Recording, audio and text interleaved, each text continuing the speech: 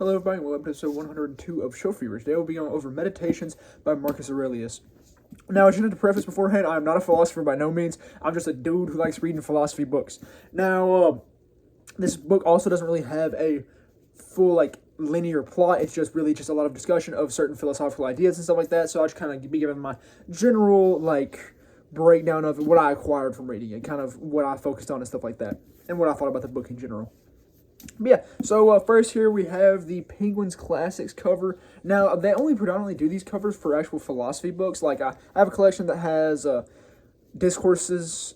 It has discourses by Epicurus, and then it has letters from a Stoic by Seneca, which I will be reading pretty soon as well.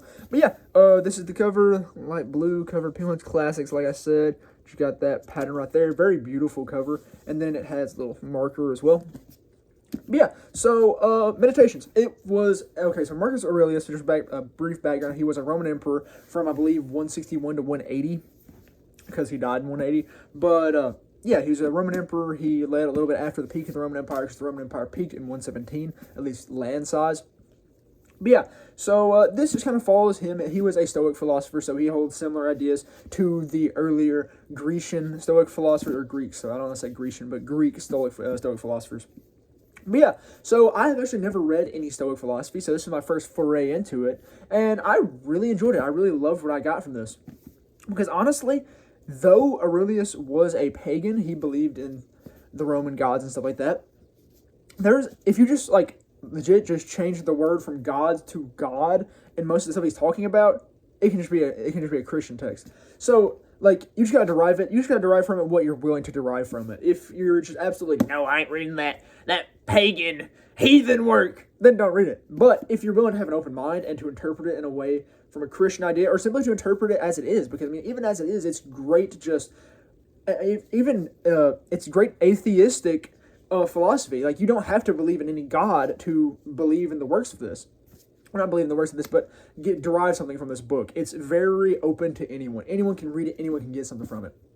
But yeah, it is composed of 12 books. Each book is kind of just not necessarily a good division, because the books don't necessarily have to be the books, because throughout the entire thing is just kind of discussing random concepts. Now, the only book that really does have kind of a linear or kind of main point to it is the first book, where he's just thanking everyone who was brought him up and all of that, and made him the man he is today. But out of the books, my favorites were 4 and 11. And I love 4 because it put an idea into my mind that I had previously never really thought of. And it's speaking about how we should be grateful for the fate that we have and for what we have acquired throughout our lives and what we're faced with. And he states that even when we're faced with hardship, we should be grateful for this hardship because we are the ones receiving it. Because we receive that hardship because we can handle it. It's not that I'm thankful for the hardship. I'm thankful that you gave me this hardship because someone else may not have been able to burden it. You were faced with that hardship because you could bear it. You were able to take care of the burden. And instead of it going to someone else who could not have taken care of that, who would have faltered, died, burned out because of that hardship. So it puts a really selfless spin on hardship, because it makes it more bearable, because it makes it seem easier if you're doing it for someone else, as if you going through this hardship is benefiting others, and it makes it more bearable to go through. Yeah. Also, one thing I believe that it discussed in book two, which was another really big thing that stood out to me, was the discussion of how he wasn't referring to them as sins, but I would say sins from a theological view, but actions done within anger are less, I guess, deplorable than actions done in pursuit of pleasure. Because it discusses about how, yes, if you're angry and you go beat someone up, yeah, that's bad. But it's better than if you are seeking pleasure and you go and SA someone or something like that. That is obviously far worse, and our society sees it as that. So I really wonder if that idea arose from this book, because yes, it is generally, even in our society to the modern day, literally over almost over 2 millennia since this book was written, we still see that crimes committed in pursuit of pleasure are always considered more deplorable than those that are done with anger. And yes, there are some that are kind of toeing that line, because if you get road rage and crash into someone and no one dies, that's still gonna be seen as bad. But not like angry, but Yeah, like if you do that, but if you pleasurably did it, if you did it because you wanted to hurt someone or seeking your own pleasure, then yeah, that's obviously worse. But yeah, that was just a cool concept that he brought up, and I never like just kind of really thought about that. Not that I like ignored it or been ignorant toward it, just I'd never really kind of thought about that concept. But yeah, and then he also just kind of discusses some other general philosophy things. We see as, oh yeah, one really interesting thing that I saw was throughout this book at multiple points, he discusses essentially what is the law of conservation of mass. Because he mentions multiple times how like certain things, like your soul becomes something else, and how your body returns to the ground and it becomes sediment and soil and nutrients in the ground and all of that, rather than it actually just disappearing. He mentions about how matter does not disappear. He doesn't say it in this word, but he mentions about how matter does not disappear, but rather it transforms shape and it goes into different things and doesn't ever fully like disappear, because it's just cyclical. It's just going throughout the whole thing, which I thought was really cool. Like, I mean, I may not be correct on this, but I believe that the law of conservation of mass arose around 1600s and 1700s, around the time of Enlightenment, because that's when all of the other big general like ideas of your science was coming around, with your laws of motion from Isaac Newton and stuff like that, gravity, and just general concepts like that. So it was really cool to see that a 2nd century AD man had a general understanding of the law of conservation of mass. Now, I mean, that's kind of obvious. It's kind of one of those more like law of gravity kind of things. If it happens, you can see it. Like if someone dies, they're not going to just poof. They're going to turn into something else. They're going to decompose, go into the sediment, and go into the nutrients and stuff like that. And just like how when you throw something up, it's going to come down, just like gravity. But it's cool that they knew, like, kind of had quite a good grasp on a concept that wasn't really like formalized into the scientific field until millennia later, or at least a millennia later. But yeah, I just found that really interesting. Like, that absolutely grasped my attention, because I was like, whoa, this is kind of smart. Like, I did not expect that.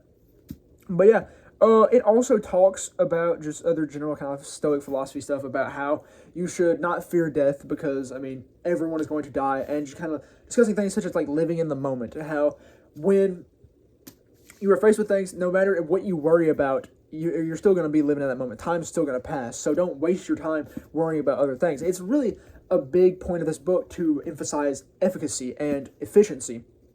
To not waste your labors on certain things, to not overindulge in certain things. Like he mentions about worrying about the future and stuff like that. He's like, no, don't worry about the future. Live your life as if each day is your final, and as if you are only worried about the present, if the present is the only thing that can affect you.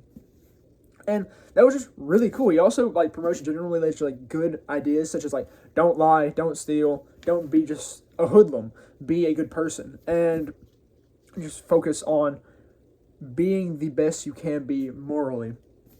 But yeah, and also, like I said, it mentions about not fearing death, because death's going to happen to everyone. No matter how much you fear it, no matter how much you don't fear it, it's going to happen, so there's no point in fearing it. Just as how you shouldn't worry about what may come in the future, because no matter what, it's going to come, and you'll either be prepared for it or you won't be, and that's up to fate. But yeah, this kind of just focuses predominantly on like the general concept of faith throughout most of the book, because that's a big proponent of his, I guess, philosophy here. But yeah, that was all I really have to say about like the general topics and all that. I know that was really bare bones and not very in-depth in the description, but that's kind of what I derived from it. And yeah, there was other good stuff on just like general morality. It was really a in-depth book on general morality, because yeah, it did have some more abstract thoughts and stuff like that, such as the one doing with pleasure, and the idea of the dealing with your burdens. That was more abstract, but it was generally just a book on how to be morally good. But the thing is, it went into more depth than I've ever seen just general good morality went into. Because, I mean, most of the time they're just like, do this, that's all you get. They don't ever really go into why you should do it. That's one big thing that Aurelius does here, is he goes into depth about why you should be morally good and what it benefits. Like, all of which follows and one of the fruit of being morally good. And it gives reasoning and backing for that. It was more an argument for being morally good rather than an observation or kind of inquisition on the idea of being morally good. But yeah, I really love this. I really enjoyed it, and I believe I will be most certainly checking out more Stoic philosophy, because it was right up my alley. Like I said, it could be this honestly could be a theological text if you just swap out gods with God. I mean, it can be theological, because I mean have, I mean, pagan theology is still theology. Polytheistic theology is still theology. Like, it could be a Christian theological text if you just really swapped out gods with God. Because, I mean, most of it is in line with Christian theology. Not all of it, obviously. There's some stuff in here that's like, probably shouldn't be doing that. But still, it is very fitting. And I believe Christians, pagans, atheists, no, I don't want to say pagan. Pagan sounds so crass. Polytheistic individuals. Yeah, I know pagan sounds like almost saying, heathen, burn the heathen at the stake now. But yeah, anyone from atheists, like I said, to devout Christians, and even, like I said, pagans, people who have religions like Taoism where you don't really have a god and stuff like that. Yeah, so I believe anyone can derive something from this, and I highly recommend reading it. It was a great book, and I mean, I've not read much philosophy. I've read like 2 books. I've read a Henry David Thoreau collection and Abolition of Man by C.S. Lewis, which is the first video, by the way. And now this. I mean, I can't wait to read more. I can't wait to hop into more philosophy. And I'm honestly ready to check out like different types of philosophy. Because I have a bunch of Nietzsche, however you say his name. I got 3 of his works. I'm going to hop into them probably pretty soon. I just don't know when, because I'm getting in a collection of books I'm so excited for. I'll have to show y'all whenever I get them in. I think they're coming in like Saturday or something. I'll get a video up on that sometime next week.